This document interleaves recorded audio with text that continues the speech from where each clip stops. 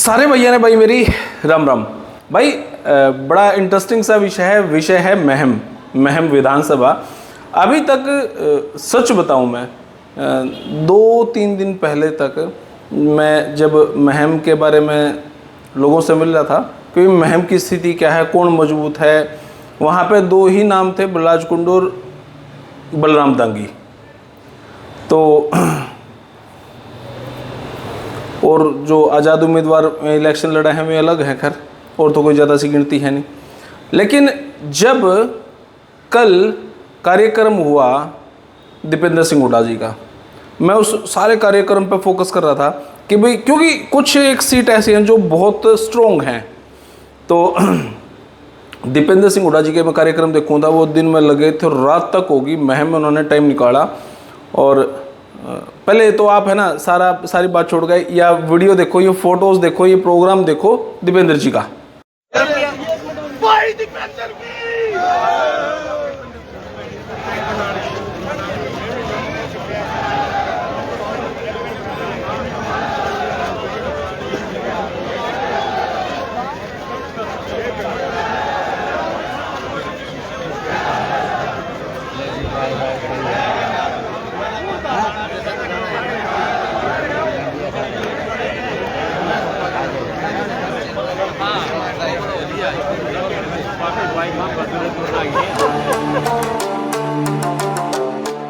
तो आपने यू सारी फोटो वीडियो देखी, इसमें आपने देखा कि कितनी जनता, कितना हुजूम दीपेंद्र जी के कार्यक्रम में है। अब जो कंपेयर हम करा थे कि भाई सच में बहुत ठाड़ा जो हम पहले कंपेयर करा थे भाई बलराज कुंडू साहब का और आनंद सिंह दांगी का, बलराम दांगी का, वो कंपटीशन में अब फ़र्क आ गया। अब फ़र्क ये आ गया कि अब बलराम दांगी साहब का इलेक्शन उठने लग गया। पहले ज़्यादा नहीं था, अब इलेक्शन उठने लगा। जैसे ही कल हुड्डा साहब आए दीपेंद्र जी, और तब से लेके अब यो इलेक्शन एज पर आ गया।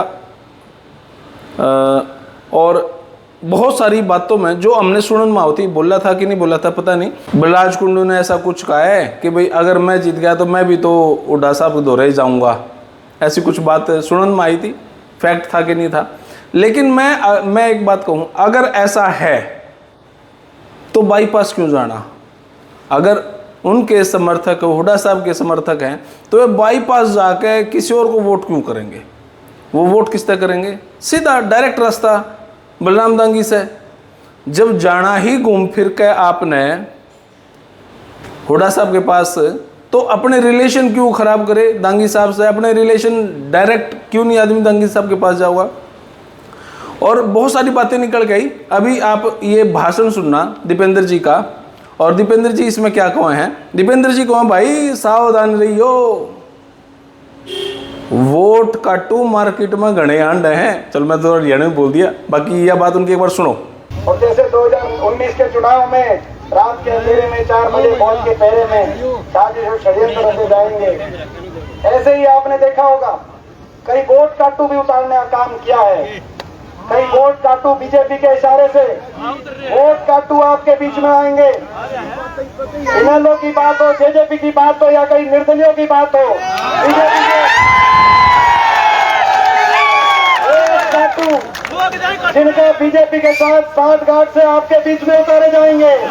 जिनको एक ही मकसद है कि ऐसी ताकतों की दोबारा सरकार बनाई जाए जिन्होंने 750 किसानों की जान की कुर्बानी ली है, जिन्होंने हमारी बेटियों को घसीटवाने का काम किया है, जिन्होंने संविधान को, बाबा साहब के संविधान को कुचलने का काम किया है। ऐसी अहंकारी सरकारों की दोबारा से सरकार चंडीगढ़ में कैसी बनाई जाए, इस बात की साजिश रची जाएगी। आपने 10 साल की राजनीति देश के कोने कोने में देखी, आपने हरियाणा में देखी, हरियाणा में आपने देखी पिछली सरकार लोगों ने नहीं बनाई थी, मगर तो उन्होंने क्लियर डिनाई कर दिया कि भाई किसी और को वोट नहीं देनी।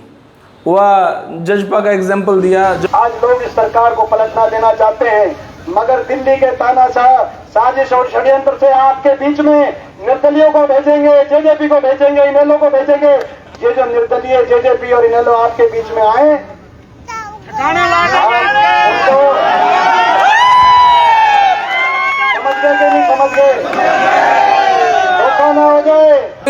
जो मेरे को वोट देना चाहो तो मेरे आदमी तो वोट दो, और जो जैसे तुम बाईपास ना हो बलराम दांगी को सीधा वोट करो, और बलराम दांगी तो वोट दे दी तो अमृत दे दी। क्लियर कट यहाँ पे डिनाई कर दिया भाई, किसी और वोट काटू के पास नहीं जाना, सीधा आओ सीधा पाओ। देखो क्लियर मैसेज है, नो इफ नो बट। बहुत सारे लोगों का डाउट था पहले कुछ होगा, तो अब नहीं था वो। अच्छा, उन्होंने इन बातों को साजिश और षड्यंत्र बताया। यह बात सुनो दीपेंद्र जी की। वो धोखा ना हो जाए जो 2019 की रात में मेरे साथ हुआ था, वो धोखा ना हो जाए जो विनेश के साथ हुआ था। फाइनल में पहुंच गए हैं, फाइनल में पहुंच गए हैं, जीत आपकी है। आप मेरे भाई बलराम को यहाँ से आशीर्वाद, मैं आपसे ही कहना चाहता हूँ, ये हमारे संघर्ष की अग्नि परीक्षा है।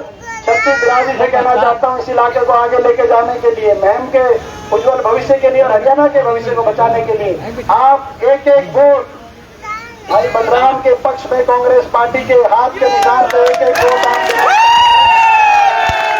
तो जो ये पूरा प्रोग्राम आपने देखा, दीपेंद्र जी की रैली, दीपेंद्र जी का क्राउड, कल से अब महम की जनता के दिमाग में एक बात फिट जरूर होगी भाई, बलराम दांगी को डायरेक्ट वोट दो, दाएं बाएं मत जाओ। अब बलराम दांगी का कंपटीशन कहाँ हो रहा है? बलराम दांगी का सच बताऊं, शमशेर खरगड़ा के लिए कंपटीशन हो गया। यो कैसे होया, क्यों कर होया, ये मैं अगली वीडियो में बताऊंगा। लेकिन जो कंपटीशन में बड़े हांडे थे, उनकी पार्टी का भी मजाक उड़ाया था दीपेंद्र जी ने, तो मैं तो नहीं उड़ाऊंगा।